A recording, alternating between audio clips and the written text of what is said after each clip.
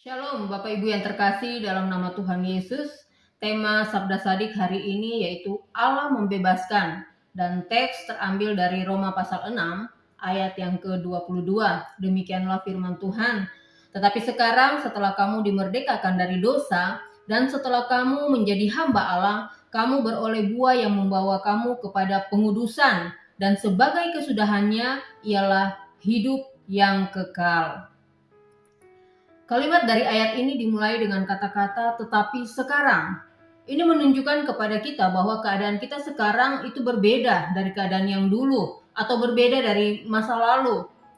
Keadaan kita sekarang sebagaimana yang ditulis oleh Rasul Paulus. Kita tahu di dalam 2 Korintus pasal yang ke-5 ayat yang ke-17. Jadi siapa yang ada dalam Kristus, ia adalah ciptaan baru. Yang lama sudah berlalu, sesungguhnya yang baru sudah datang. Keadaan kita saat ini adalah ciptaan baru di dalam Kristus Yesus. Dengan kata lain, kita sudah dimerdekakan dari perbudakan dosa. Kita bukan lagi hamba dosa, melainkan hamba kebenaran. Kita sudah dimerdekakan dari segala kutuk. Kita bukan lagi hidup di bawah hukuman kekal, tapi dalam berkat kehidupan kekal. Kita memiliki identitas baru dalam Kristus Yesus, karena Allah telah membebaskan kita, sehingga kita menjadi hamba-hamba kebenaran atau hamba-hamba Allah untuk melakukan kehendak-Nya. Nah, saudara yang dikasihi Tuhan, Tuhan telah memberi kita kebebasan dari dosa, bukan kebebasan untuk berbuat dosa. Ketika kita dibebaskan dari dosa, bukan berarti kita hidup atau kita boleh hidup sesuka hati dan menjadi tuan atas diri kita sendiri. Kita dibebaskan dari dosa untuk supaya hidup bagi kebenaran, hidup bagi Tuhan dan melayani Tuhan. Tuhan memberikan kepada kita hak mulia untuk melayani Dia sebagai hamba-hamba kebenaran, dan kita memperoleh buah yang membawa kepada pengudusan.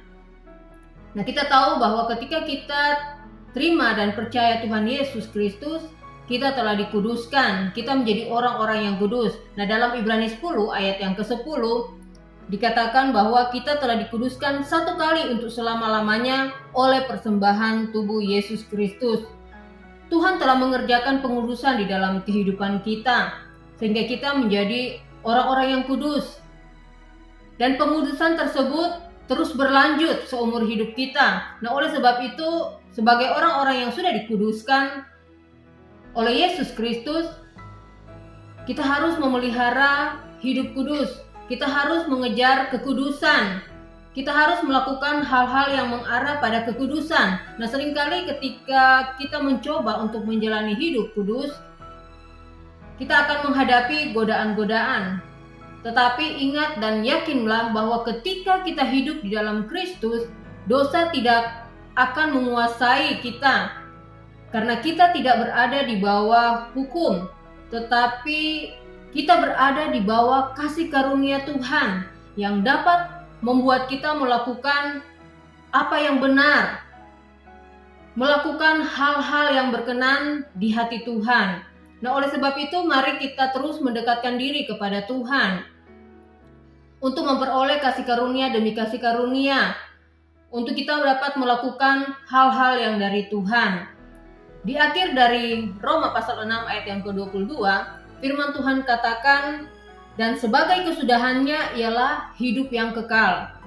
Akhir dari apa yang telah Tuhan lakukan di dalam kehidupan kita, Ia telah memerdekakan kita dari dosa, menjadikan kita hamba kebenaran atau hamba-hamba Allah, dan kita beroleh buah pengudusan. Dan sebagai kesudahannya ialah hidup yang kekal. Ini kesudahan yang sungguh membahagiakan, yang meskipun jalan yang kita lewati menanjak, berliku, sempit, namun di ujungnya adalah sebuah kepastian, yaitu hidup yang kekal. Dan itu adalah karunia Allah. Sebagaimana yang dikatakan di dalam Roma 6 ayat yang ke-23, sebab upah dosa adalah maut, tetapi karunia Allah ialah hidup yang kekal dalam Kristus Yesus Tuhan kita. Amin. Tuhan Yesus memberkati kita semua.